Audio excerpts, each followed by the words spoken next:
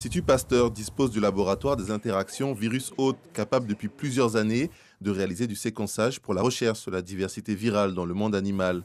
C'est désormais le cas aussi pour le séquençage du coronavirus. L'Institut Pasteur a pu s'équiper d'un ensemble de bioinformatique, mais aussi des matériels biologiques qui nous permet aujourd'hui d'adapter l'ensemble de ces dispositifs à identifier les virus la Covid. En à peu près 24 heures, on peut aboutir à la séquence grâce à l'ensemble de ces matériels que nous disposons à l'Institut Pasteur.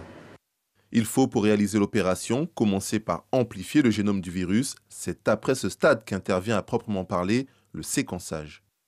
Pour le séquençage, c'est la technologie donc ici.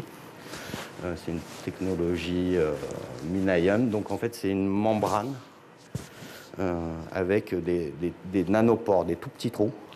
Et donc la molécule d'ADN, quand elle va passer dedans, selon la base, si c'est un A, un T, un C ou un G, elles ont des formes différentes dans l'espace. Et donc quand elles vont passer dans la membrane, elles vont faire vibrer la membrane. Et donc ça va émettre un signal électrique, comme quand on parle dans un micro, ça fait vibrer la membrane qui est transformée en signal électrique. Et donc ensuite, ce signal électrique va être retransformé en base. Et donc on va obtenir comme ça des millions et des millions de séquences. Des millions de données à reclasser et analyser, c'est le rôle des serveurs, 26 au total. Et à la frontière entre biologie et informatique, on retrouve un ingénieur bioinformaticien qui est au final... Entre les deux, on se sert d'outils développés, vraiment dédiés à la biologie. Notre langage au quotidien, c'est un langage biologique. On interprète les résultats. Ce qu'on fait, c'est de la bioanalyse finalement.